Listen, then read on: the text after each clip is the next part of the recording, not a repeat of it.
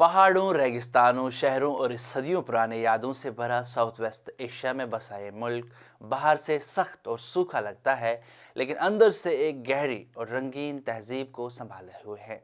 मैं बात कर रहा हूँ मुल्क ईरान की। आज के वीडियो में ईरान के मुतल्लिक जानकारी हासिल करते हैं। आदाब, मैं हूँ गौहरवानी, आप आवाज़ दी वॉइस देख रहे हैं।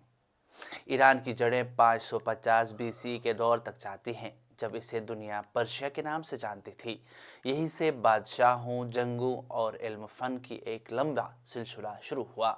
ग्रीक और पर्शिया साम्राज्यों का आना, परिथन और ससानिद हुक्मरानों का उठना और फिर 7वीं सेंचुरी में अरब मुसलमानों की फतह, जिसने ईरान की ज़िंदगी को हमेशा के लिए बदल दिया। इस्लाम के आने के बाद भी पर्शियन रूह जिंदा रही। 8वीं और 9वीं सेंचुरी में एक कल्चरल जागरण हुआ, जहां पर्शियन ज़ुबान, अदब और शायरी नए रंग में वापस आए और धीरे धीरे शिया इस्लाम इस ज़मीन की पहचान बन गया। ख़ासकर 16 सेंचुरी में सफ़ियों के दौर में, जब डेलवर्शिया इस्लाम को सरकारी मजहब बना दिया गया। वक्त आगे बढ़ा, कज्जर और फिर पहलवी शाह आए, जिन्होंने ईरान को मॉडर्न बनाना चाहा, लेकिन उनकी रफ्तार और तरीके लोगों के दिल से मेल नहीं खा सके और आखिर 1969 की ईरानी रिवॉल्यूशन ने शाह के ताज को गिरा दिया। एक नया इस्लामी रिपब्लिक लाया, जहां डेमोक्रेसी और थियोक्रेसी एक ही सिस्टम में पढ़ने की कोशिश करने लगे। इस नए ईरान को चैन से सांस लेने का मौका भी नहीं मिला था कि ईरान इराक वार छिड़ गई, जिसने मुल्क को थका दिया, लेकिन साथ ही इस्लामिक रिवोल्यूशनरी गार्ड कॉर्प्स जैसे ताकतवर निज़ाम को जन्म दिया, जिसका असर मिडल ईस्ट के दूर दराज इलाकों तक फैल गया।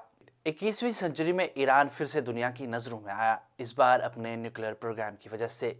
कभी बातचीत, कभी पाबंदियां, कभी 2015 का JCPOA डील और फिर उसका टूटना, जिससे टेंशन और भी बढ़ गया। और रीसेंट सालों में जंग और जियोपॉलिटिक्स ने इस कहानी को और भी तीखा बना दिया। इस सब के बीच ईरान की ज़मीन अपनी अलग ही कहानी सुनाती है।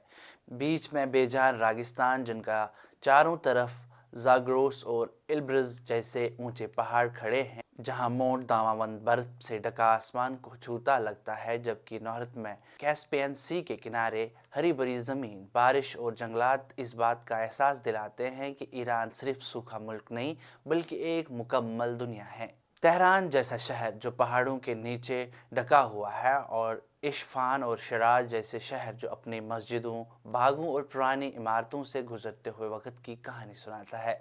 मिलकर ये बताता है कि ईरान सिर्फ हेडलाइंस का देश नहीं, बल्कि एक ऐसी तहजीब है जो सदियों के तूफानों के बाद भी अपनी पहचान को मजबूती से संभाले हुए हैं। अगले प्रोग्राम में किसी और मुल्क के मुतालिक आपको जानकारी देंगे। तब तक के लिए खुदा हाफिज़।